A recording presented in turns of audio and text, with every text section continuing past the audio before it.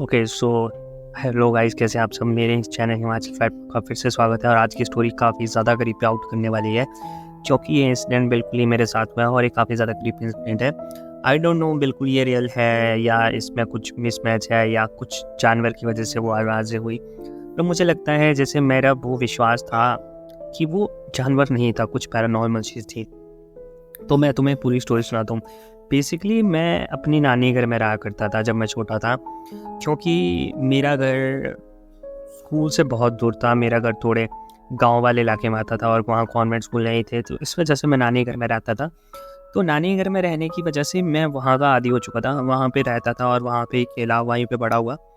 नानी घर में कुछ ऐसे इंसिडेंट हो गए जो मुझे काफ़ी ज़्यादा रिपोर्ट कर देते हैं अभी तक। नानी घर मेरा एक ऐसे इलाके में था जो काफ़ी ज़्यादा डेवलप नहीं था। हालांकि वो मेन रोड से 1 किलोमीटर चल के main road highway, national highway वहाँ पे आ जाता है, पर फिर भी वो इलाका ऐसा था जहाँ पे कम इक्का दुक्का ही लोग आया करते थे। शुरुआती दिनों में वहाँ पे घर भी बहुत कम थे और शुरुआती दिनों में वहाँ पे लोग भी बहुत कम थे। तो नानी घर के जो पीछे वाला रास्ता था वो रास्ता डायरेक्ट छूटता था शमशान घाट की तरफ। तो कोई भी लोग, आस पड़ोस के लोगों को कहीं भी अगर किसी की डेथ हो जाती थी तो वहाँ पे बिल्कुल वहीं से लेकर जाया जाता था, एज ए वो बिल्कुल शॉर्ट रास्ता था और वहीं से लोगों को लेकर जाता था।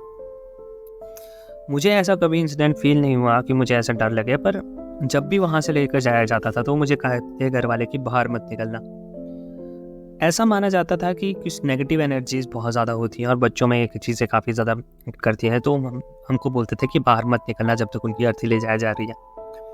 अब ये इंसिडेंट जब हुआ तो नानी घर से होता रहता था, कब साल में तकरीबन 2 साल में किसी का एक की डेथ हो जाने या ऐसे नॉर्मल जगह रहता था।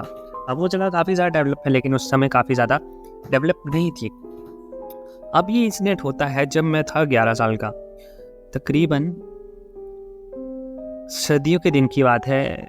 हम बैठे हुए थे और सुबह के 11-12 बजे होंगे, तो किसी की डेथ होगी, किसी की अर्थी वहाँ से लेकर चले गए।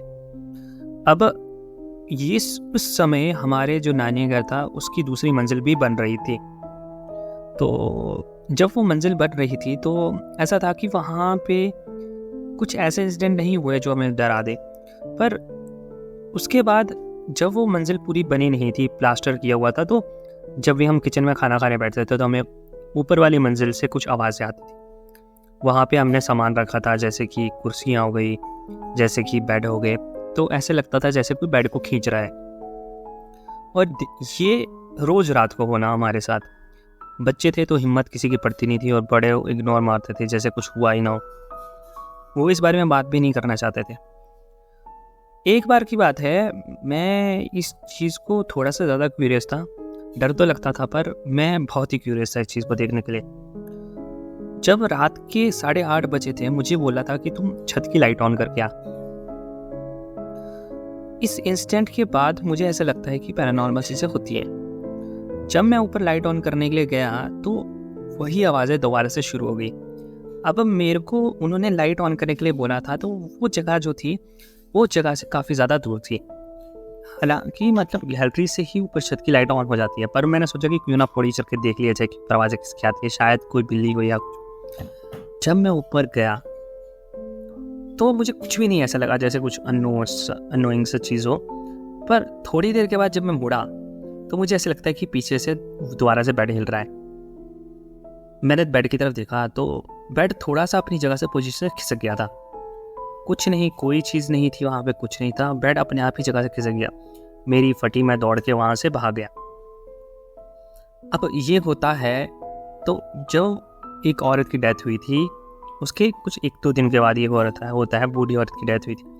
तो रात को 9:30 8:30 बजे के हमने खाना खा के सो जाना। बात तकरीबन 12-1 बजे वहाँ से किसी औरत के चलने की आवाज़ सुनाई देनी कि कोई बूढ़ी औरत ऐसे ठक ठक करके जा रही है, और वो हमको काफ़ी ज़्यादा क्रीप आउट कर देता था इंसिडेंट। ये इतना ज़्यादा डरावना था, मतलब हमको लगता था जैसे कोई चीज़ वहाँ पे है, नेगेटिव एनर्जीज, तो वो रोज़ रात को उस औरत ने जाना जब तक उसका पूरा क्रियाक्रम नहीं हुआ। तो ये इंसिडेंट काफ़ी ज़्यादा क्रीप आउट था और ये इतना ज़्यादा डरा देने वाला था कि मुझे अभी भी इस चीज़ को सुन के और सोच के भी डर लगता है।